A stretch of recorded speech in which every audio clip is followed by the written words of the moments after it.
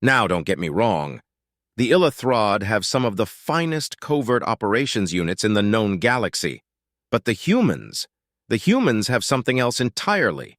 It was only 10 minutes into that first skirmish, that first contact battle between the humans and the ElevenLabs, that the ElevenLabs lost contact with two of their heavy cruisers, the Endeavor and the Justice, I think it was. Up until then, the humans had been unsurprising. Some novel formations, some weapons with more punch than was anticipated, but nothing the Empire couldn't handle. So, as I was saying, they lost contact with the heavy cruisers. This is always annoying in a battle, but it does happen. Barriers were still up, engines were still on, so nobody panicked. They had capable crews, and everybody knew the game plan. Greet these apes with guns blazing and negotiate from a position of strength. Outnumbered, and with smaller ships to boot, the humans seemed stunned by the ElevenLabs aggression. They held their line but wouldn't charge into range of the ElevenLabs guns.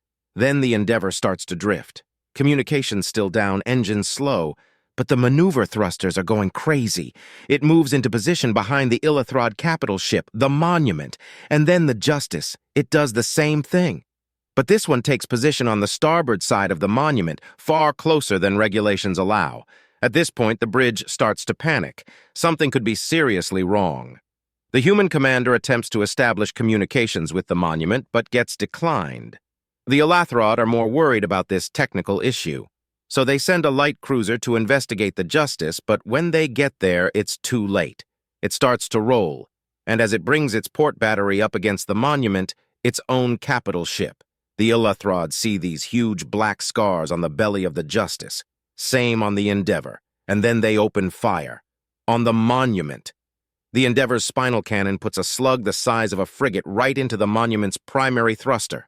Now at that range, aimed at that part of the ship, you don't need me to tell you that some serious damage was done.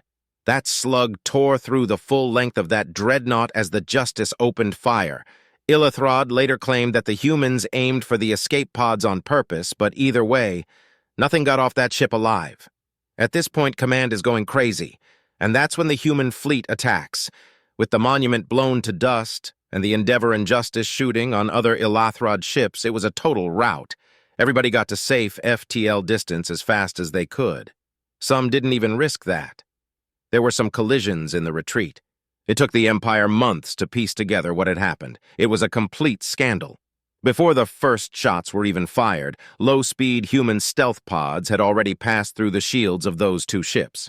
They cut through the hull, right at the base of the communications tower, and then what's the human phrase? This is the part with balls. About a dozen human soldiers board each of the ships from those pods. We're talking heavy cruisers here, crews of 200 to 300, and they never stood a chance. Humans take the bridge and hold it, for the duration of the battle, against the complement of ElevenLabs troops on board. They somehow take control of the ship. We think they used an AI, but they've never admitted it. And then use the two ElevenLabs ships to decapitate the fleet. So I guess what I'm trying to say is that when you leave the hive, never take a human at face value. They won't normally screw you over, mind, but there's always a long-term plan. Always a backup, a way for them to be the last man standing.